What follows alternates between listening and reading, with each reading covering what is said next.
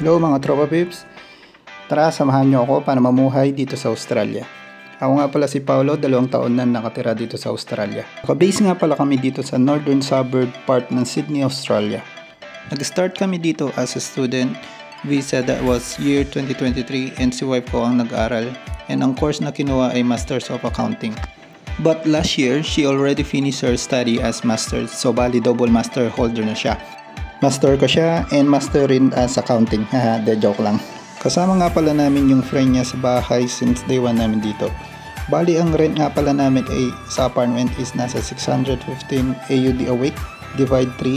So nasa 205 AUD kami a week.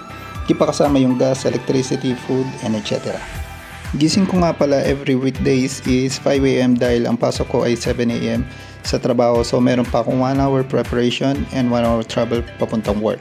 At dahil nandito na tayo sa train station kung saan ako sasakay papuntang work, parang MRT or LRT lang din dahil tap on bago ka pumasok. And Opal nga pala tawag namin sa card na pang tap. And pwede mo din gamitin sa train or bus, applicable naman siya basta para sa mga public transportation. Distance nga pala sa apartment to train station is 8 to 10 minutes depende sa paglalakad. At eto na, nakarating na ang train na ating sasakyan.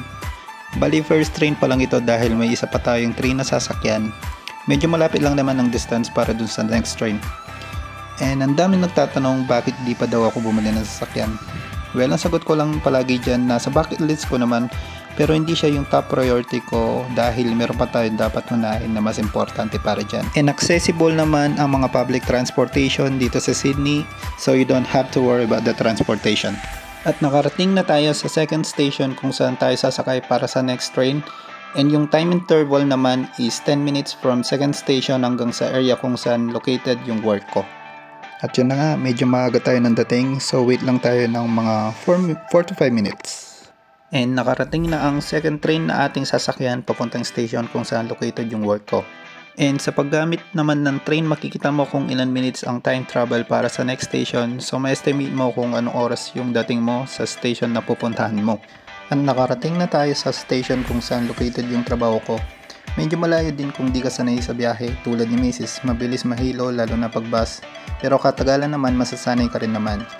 Ako kasi nasanay na, simula nung napunta ako dito halos malayo din location ng mga naging work ko before.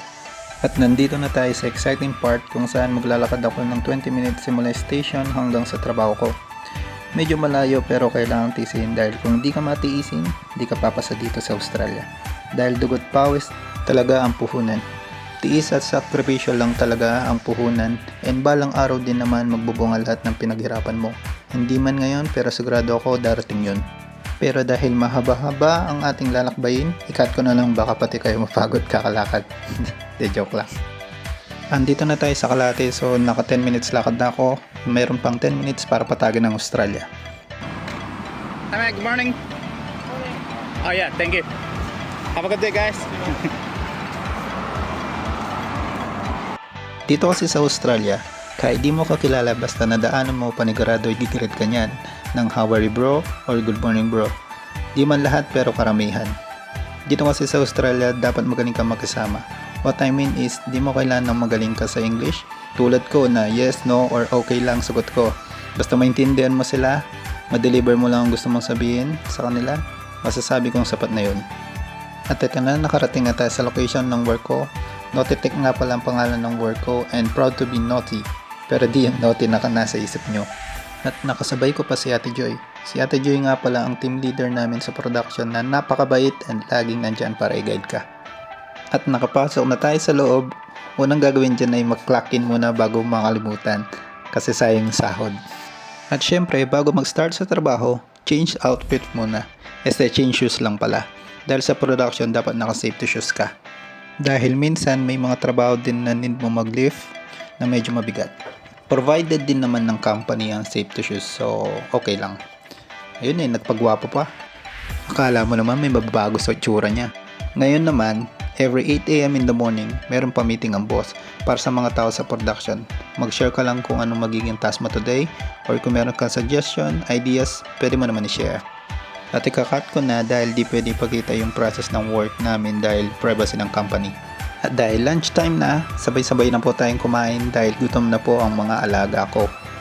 Ang ulam ko nga pala for today is marinated chicken and di mawawala ang toyo mansi na may sili at sandamakmak na kanin. Piniga ang sili, kinurot ang manok, at winasak ang kanin. At dahil mainit ang panahon, mag-teleport na lang tayo pauwi ng bahay. At bago ko tapusin ang video ito, if may plano kang pumunta dito sa Australia or kahit saan abroad, i-push mo lang. Mag-set ka lang ng goal mo and make sure na buo ang loob mo. Dahil hindi biro ang mapalayo sa iyong pamilya. Alam ko hindi madali pero hindi naman imposible. Basta magtiwala ka lang sa taas at sa sarili mo, panigurado ako makakaya mo. At kung meron mga opportunity na malapit sa'yo, grab mo na. Huwag mo na hayaang mapunta pa yan sa iba. At para sa mga may tanong po, message or comment na lang po kayo, baka makatulong po ako. Maraming salamat po!